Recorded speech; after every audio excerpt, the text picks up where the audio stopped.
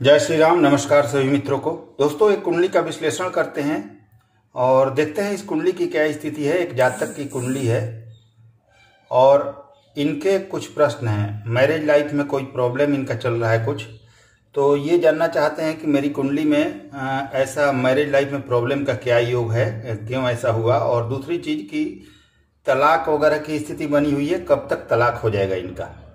तो हम जानेंगे कि इस कुंडली में तलाक का योग कैसे बन रहा है तथा वैवाहिक जिंदगी में परेशानी का क्या कारण दिख रहा है और तलाक कब तक होगा इनका। और दूसरा चीज यह जानना चाहते हैं, एक जॉब करते हैं, सरकारी नौकरी में है लेकिन छोटा मोटा जॉब है या बड़े लेवल के जॉब की तैयारी कर रहे हैं, मतलब अच्छे लेवल की। तो ये जानना चाहते हैं कि क्या मुझे सफलता मिल जाएगी, अच्छे लेवल का जॉब कर पाऊंगा। तो वो भी देखेंगे कि सरकारी नौकरी इनकी कब तक होने का योग है। और यह फॉरेन सेटलमेंट के बारे में जानना चाहते हैं कि विदेश जाने का योग या परमानेंट सेटलमेंट का योग है या नहीं। तो चलिए इनकी कुंडली का विश्लेषण करते हैं। इनका डेट ऑफ बर्थ आप लोग नोट कर सकते हैं। 8 मई 1993 का जन्म है। 8 मई 1993, 6:45 AM सुबह का, सहारनपुर उत्तर प्रदेश। वृषभ लग्न की कुंडली आप लोग देख सकते हैं। तो शुक्र देव लग्नेश हैं और इनकी वृश्चिक राशि है और चंद्रमा ग्रहण दोष में बैठे हुए हैं सप्तम भाव में राहु के साथ। तो चलिए इस कुंडली का विश्लेषण करते हैं। जो लग्न है वो 13 डिग्री 21 मिनट का है। सूर्य 23 डिग्री के करीब है, चंद्रमा 18 डिग्री के करीब है, मंगल 11 डिग्री के, बुध 14 डिग्री के, गुरु 11 डिग्री के, शुक्र 14 डिग्री के और शनि 5 डिग्री के करीब है तथा राहु केतु 19 डिग्री 55 मिनट है। षडबल की बात करें तो शनि सबसे नंबर 1 रैंक पर सबसे बलवान है, सूर्य नंबर 2 पर, नंबर 3 पर शुक्र, नंबर 4 पर गुरु, नंबर 5 पर चंद्रमा, नंबर 6 पर मंगल, नंबर 7 पर बुध है। दोस्तों ये ध्यान रखिएगा कि कोई ग्रह लग्न कुंडली में कमजोर दिखे या डिग्री वाइज कमजोर हो, लेकिन षडबल में अगर वह अच्छे रैंक में हो 1 से 4 तक या अधिक से अधिक 5 तक, तो उसे बलवान माना जाना चाहिए। खास करके 1 से 4 तक रैंक में हो, फर्स्ट से लेकर 4th तक, तो वह फल देने में सक्षम होता है। और ग्रहों के बल का पैमाना देखने का बहुत सारा मेथड है दोस्तों, तो सिर्फ डिग्री से आप लोग कभी बल की गणना न करें। नवमांश कुंडली देखें।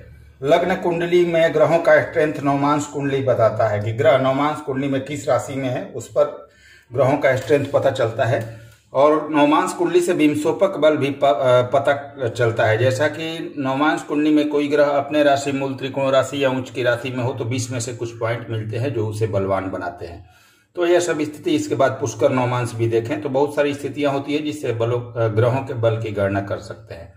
तो चलिए इस कुंडली में हम जानते हैं कि तलाक का योग कैसे बन रहा है। देखिए, लग्न में नीच के केतु बैठे हैं, सप्तम में नीच के राहु बैठे हैं, सप्तम में चंद्रमा को ग्रहण लगा है, राहु और चंद्रमा का ग्रहण दोष, यानी सप्तम भाव को ग्रहण लगा है। राहु चंद्रमा दोनों ही क्लोज कंजंक्शन में है, 18-19 डिग्री, एक 18 एक 19 डिग्री का, यानी कि यह ग्रहण दोष पूर्ण प्रभावी है। सप्तमेश मंगल नीच के होकर तृतीय भाव में है। मंगल के नक्षत्र स्वामी शनि है जो सप्तम को देख रहे हैं, ध्यान दीजिएगा।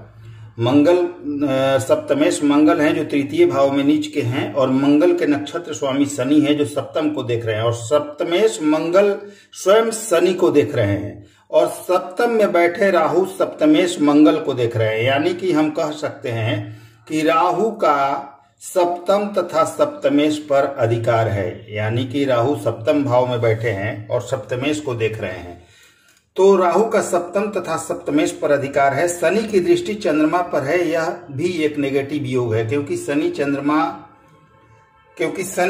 तथा सप्तम को देख रहे हैं, यानी कि शनि देव जो है वो चंद्रमा को भी देख रहे हैं और सप्तम को भी देख रहे हैं। तो केमद्रुम दोष तो नहीं बनेगा, लेकिन शनि का चंद्रमा को देखना एक नेगेटिव पॉइंट को बताता है। दोस्तों बहुत सारे लोग ऐसा समझ सकते हैं केमद्रुम बन रहा है, लेकिन ध्यान दीजिएगा केवल आगे पीछे चंद्रमा के कोई ना हो तो केमद्रुम बन जाएगा, ये उचित नहीं है कहना। इसके अलावा भी नियम होते हैं। सूर्य राहु केतु के अलावा कोई भी ग्रह अगर चंद्रमा को कोई ग्रह बलवान होकर देख रहा हो तो केमद्रुम दोष भंग हो जाता है। तो यहाँ शनि की जो चंद्रमा को देख रहे हैं उसके कारण केमद्रुम दोष नहीं बनेगा। अब देखिए कि मंगल तथा चंद्रमा में राशि परिवर्तन भी है। तृतीय से सप्तम का राशि परिवर्तन यह बहुत अच्छा नहीं माना जा सकता। तृतीय से सप्तम का राशि परिवर्तन अच्छा नहीं माना जाता है, यह परेशानियां ज्यादा देता है। तो नीच भंग तो हो रहा है मंगल का, पर सप्तम में ग्रहण लगा है और सप्तमेश मंगल तृतीय भाव में है जो इस कुंडली को नेगेटिव बता रहा है। अब चलिए आगे नवमांश कुंडली के बारे में चर्चा करते हैं। चलिए नवमांश को भी देखते हैं, नवमांश की क्या स्थिति है। नवमांश लग्न वर्गोत्तम है, आप देख सकते हैं लग्न भी इनका 2 नंबर राशि से और नवमांश भी स्टार्ट हो रहा है। पर सप्तमेश मंगल अपने से 12वें और कुंडली के नवमांश कुंडली के अपने से 12वें तथा नवमांश कुंडली के 6ठे भाव में है। ध्यान दीजिएगा, मंगल क्योंकि वृषभ लग्न से ही यह नवमांश स्टार्ट है, तो अपने से द्वादश तथा कुंडली के 6ठे भाव में है। शुक्र मंगल यानी 6ठे 7वें का परिवर्तन योग भी है। ध्यान दीजिए, मंगल की राशि में शुक्र और शुक्र की राशि में मंगल है, तो 6ठे से 7वें का राशि परिवर्तन भी है। अष्टम का स्वामी गुरु जो है वो द्वादश में है। अष्टम भाव यानी ससुराल के सुख का भाव जो होता है अष्टम भाव, वहां पर राहु और चंद्रमा का ग्रहण लगा हुआ है, ये भी बहुत ज्यादा नेगेटिव पॉइंट है। 6ठे का स्वामी शुक्र 7वें में, 7वीं का स्वामी मंगल 6ठे में तथा 8वें का स्वामी गुरु 7वें के स्वामी मंगल से दृष्ट है। 6ठे का 7वें में, 7वें का 8वें में और 8वें का 12वें में जो कि मंगल यानी कि सप्तमेश से दृष्ट है। तो यानी कि 6ठे से 7वें का 8वें का संबंध बना, 6ठा 7वां 8वां तीनों का संबंध बना। यह सभी तलाक और दूसरे विवाह के योग को दिखा रहे हैं और यहाँ से द्वादश अपने भाव से होना और यहाँ मंगल का स्वयं नीच का होना, यह दूसरे विवाह का द्योतक है। 100% दूसरे विवाह का योग दिखा रहा है। अब देखिए लग्न कुंडली में लग्नेश शुक्र उच्च के शनि के नक्षत्र में है तथा शनि की दृष्टि सप्तम पर है और राहु की दृष्टि शुक्र पर है। आप अत्यंत ही महत्वाकांक्षी व्यक्ति भी होंगे। नवमांश में शुक्र पीड़ित भी हैं, कमी आप में भी दिख रही है। ध्यान दीजिएगा, गुरु शुक्र को नहीं, ध्यान दीजिएगा एक चीज, क्योंकि शुक्र की अगर हम बात कर रहे हैं तो गुरुदेव शुक्र को नहीं देखेंगे लेकिन शुक्र देव गुरु को देखेंगे। एक चीज आप लोगों को ध्यान देना होगा, ये बहुत ही गूढ़ रहस्य है दोस्तों, कि कोई ग्रह एक दूसरे से 7वें भाव में होता है तो कह दिया जाता है कि दोनों एक दूसरे को देख रहे हैं, लेकिन ऐसा नहीं होता दोस्तों। अब क्यों ऐसा नहीं होता मैं आप लोगों को बता दे रहा हूं। देखिए शुक्र देव जो है वो गुरु को और 5वें भाव को देख रहे हैं, लेकिन जो गुरु हैं वो शुक्र को और 11वें भाव को पूरी तरह से नहीं देखेंगे। इसका कारण यह है, अब समझिए कि हर भाव 30 डिग्री का होता है। अब देखिए कि यहाँ गुरु जो है वो 11 डिग्री के और शुक्र जो है वो 14 डिग्री के हैं। तो यहाँ से जब आप इस भाव के बारे में विचार करेंगे तो ये 30 डिग्री का भाव हुआ, तो बीच भाव मध्य हो गया 15 डिग्री का। अब 15 डिग्री का हुआ तो 15 डिग्री के जस्ट करीब तक यानी कि शुक्र 14 डिग्री तक देखेंगे। तो और बुध गुरु कितने हैं तो 11 डिग्री के, तो भाव मध्य के बहुत पहले आ रहे हैं, तो यह गुरु के डिग्री के पार भी देखेंगे। यानी कि जो शुक्र है 14 डिग्री तक देखेंगे और गुरु 11 डिग्री तक ही है, तो इस भाव को भी देखेंगे और गुरु को भी देखेंगे।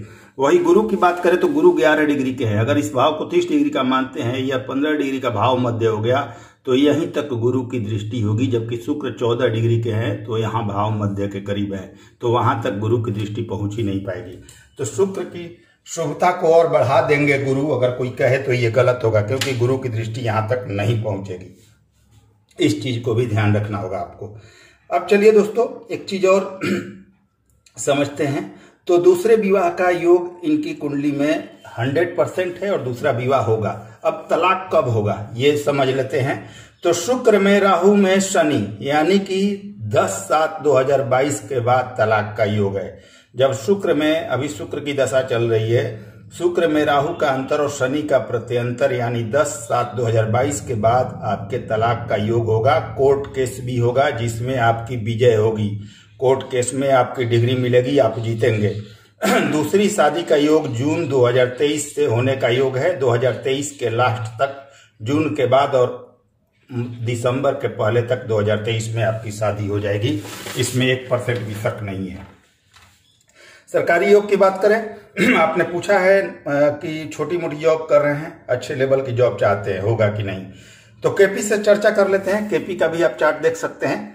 6th कपल सब लॉर्ड आपके शुक्र हैं, 6ठे भाव के उपनक्षत्र स्वामी जो कि शनि के नक्षत्र में है, तथा शुक्र तथा शनि दोनों मिलकर 6, 10, 11 जॉब का मुख्य भाव दे रहे हैं। अतः 100% गवर्नमेंट जॉब का योग है। आप जॉब कर भी रहे हैं और आगे भी अच्छा जॉब का योग है।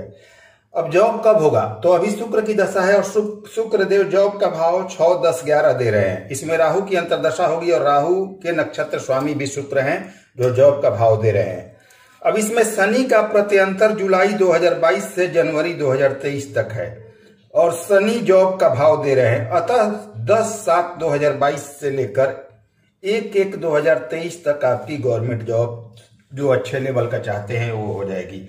10/7/2022 से लेकर 1/1/2023 तक आपकी गवर्नमेंट जॉब, आपकी मनचाही जॉब मिल जाएगी। आप 100% आश्वस्त रह सकते हैं। तो इस समय आपको जॉब मिल जाएगी 2022 के जुलाई से लेकर जनवरी 2023 तक। इस समय गोचर भी आपको शो कर रहा है आपके गवर्नमेंट जॉब के लिए। अब विदेश सेटलमेंट के बारे में आपने पूछा है, तो ध्यान दीजिए। विदेश सेटलमेंट के लिए आपके चतुर्थ भाव के स्वामी सूर्य देव 12वें भाव में उच्च के हैं तथा बुध के साथ हैं, और कैरियर के स्वामी शनि से दृष्ट हो रहे हैं। शनि की दृष्टि है, यानी शनि से दृष्ट है, अतः विदेश में परमानेंट सेटलमेंट का योग है। परंतु यह योग 2024 के बाद है, यानी 2025 के मध्य तक क्लियर हो जाएगा। और परमानेंट सिलेक्शन आपका, माने परमानेंट आपका सेटलमेंट जो है वो 2026 में हो जाएगा। 2025 में सब कुछ क्लियर होगा और 2026 में आप परमानेंट सेटलमेंट कर पाएंगे फॉरेन में। तो आपकी कुंडली की ये स्थिति रही। उम्मीद है कि आपको हर चीज का क्लियर जवाब मिला होगा और आप कुंडली विश्लेषण से संतुष्ट होंगे। चलिए अगले वीडियो में फिर से मिलते हैं। नमस्कार, धन्यवाद। कुछ उपाय हैं जो मैं आपको व्हाट्सअप कर दूंगा आपके नंबर पर, क्योंकि कुछ उपाय ऐसे होते हैं जो सार्वजनिक नहीं बताए जाने चाहिए, उसके प्रभाव में कमी आ जाती है। तो रत्न तथा उपाय मैं आपको व्हाट्सअप करूंगा। तो तब तक के लिए नमस्कार, धन्यवाद।